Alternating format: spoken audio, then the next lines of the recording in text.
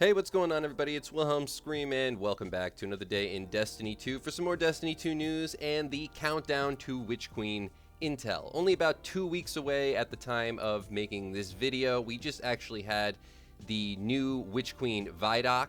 If you haven't checked that out, I would really suggest you go take a look. It's pretty awesome. I was actually just on a little live stream for the reaction at the Iron Lord podcast YouTube channel. That'll be linked in the description box down below if you'd like to check it out. Pretty fun reaction. But today's video, we're going to be focusing on this week's Grandmaster Nightfall, which once again is the Hallowed Lair Strike. And if you can get this done with a platinum score on the Grandmaster, you will be able to get an adept version of the Shadow Price or the Comedian Shotgun. Shadow Price, of course, the auto rifle.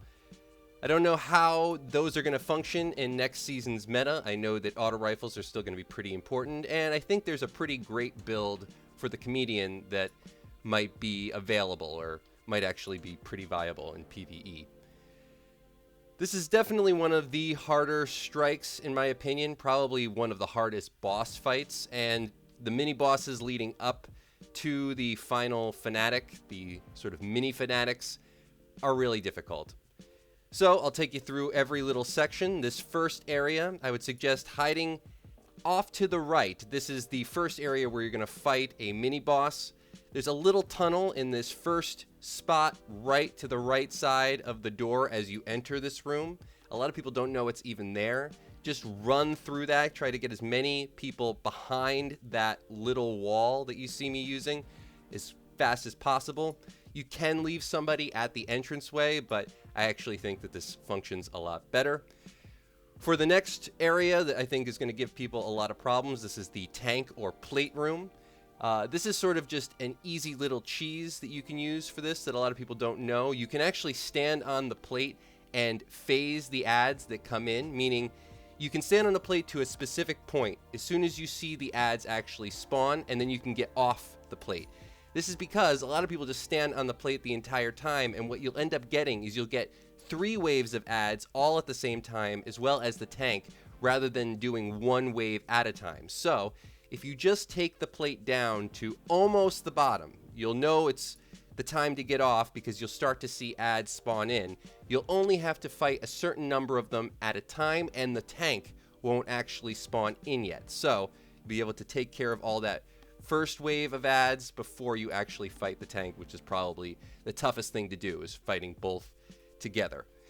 Another thing about the actual tank fight is that a lot of people don't realize that supers will actually go through the tank shield. So even if they are in, say, a damage phase where you actually have to run into the bubble and shoot the tank, you can actually do this from a distance rather than actually having to run into the bubble, so long as you use a super to take down the bubble.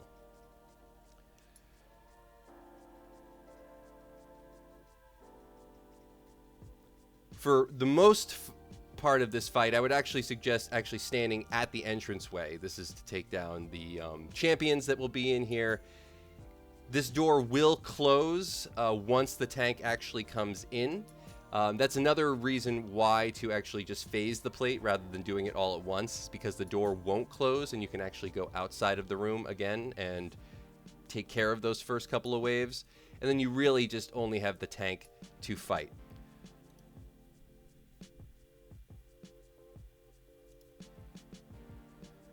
For the next plate room, I would suggest using the same strategy as the previous room. Take the plates down till you see a group of ads spawn in, and do 1 plate at a time. There's actually this little spot right next to the left plate that you can actually just stand behind, and it's pretty hard to get hit back there. You won't take a lot of damage. Some things might get thrown back there. Those little totems that they throw can sometimes sneak their way in there, but as long as you're able to have enough health to just take out the one, you won't have to worry about the ads, at least for the beginning of the fight. Then you can actually head back towards the door again once the fight gets into the later stages and you actually have to fight the boss for this room. So again, just take the plates down till you see ads spawn in. You'll get a much smaller group of ads that I think most people can take care of fairly easily if you're in a group. If you're doing this solo, definitely use that strategy. And then just do the same with the opposite plate. Just take them down till you see a group of ads spawn in, take them out, and then go back and take down the plate.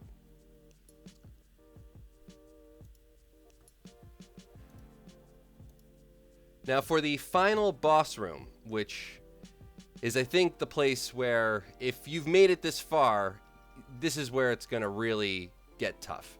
I think a lot of people can handle those first couple areas, especially with a little bit of practice. But even with practice, the final boss, the Fanatic, for this particular strike is no joke. There's so many strange mechanics going on here, but we'll talk about every way that you can get around them. So first off, I like to talk about this little spot. This is sort of a head glitch to the right side as you enter. I'm sure a lot of people are going to be using stasis for this fight, but what this allows you to do is basically get a vantage point where you can shoot at the boss, get headshots on the boss, but they can't hit you back here. You'll only get damage from the lightning that they throw on the ground, but as far as direct strikes, I think this is more viable for solo runs maybe, or people who are trying to attempt this solo. It's really going to be tough solo. But you can stand in that spot. It's a little head glitch. I don't think it really exists on the opposite side of the room. I think there is a slight one, but for some reason it doesn't really work the same way as this one. It might just be sort of the ledging here or how the map is actually shaped. For some reason it works better on that side. For the, let's call it the damage phase, so when you get pulled here, a way to avoid actually getting pulled at all is as soon as you see the Fanatic start to warp you into that point where you're going to be, you know, electrically charged and he's pulling you forward, wherever you are, just strafe backwards, directly backwards. And what this will do is it'll actually detach you from the lightning. You won't actually have any of the lightning pulling you forward. You'll just drop down to the bottom, and this will make this point, the damage phase, a lot easier, because while he's just sitting there, you don't want to waste time. You want to be able to use as much of that time as possible to wear down the boss so that you don't have to go through as many phases as you might, because that lightning on the ground, it's a killer. The ads, I think most people can control them, but that spot is going to be tough, especially when he's pulling you forward and there's a set of ads being spawned. It's really difficult. Now for this spot, this is actually kind of, I guess, the glitch spot for this particular strike. It's a little bit tenuous, I gotta tell you. Getting up here is hard. You have to practice getting up here, especially in a Grandmaster, because you're gonna be getting shot from everywhere. But if you can make it up into this spot, you don't have to worry about ads. You won't have to worry about the lightning effects on the ground. You can get more than one person up here. You could probably use stasis to block anything else you need. And again, during the lightning phase where he starts to pull you, if you start to strafe backwards, though you are kind of in a spot where you don't move that much, it can still work where you won't actually get pulled in. You might get warped to the ground, but you won't actually get pulled to the boss.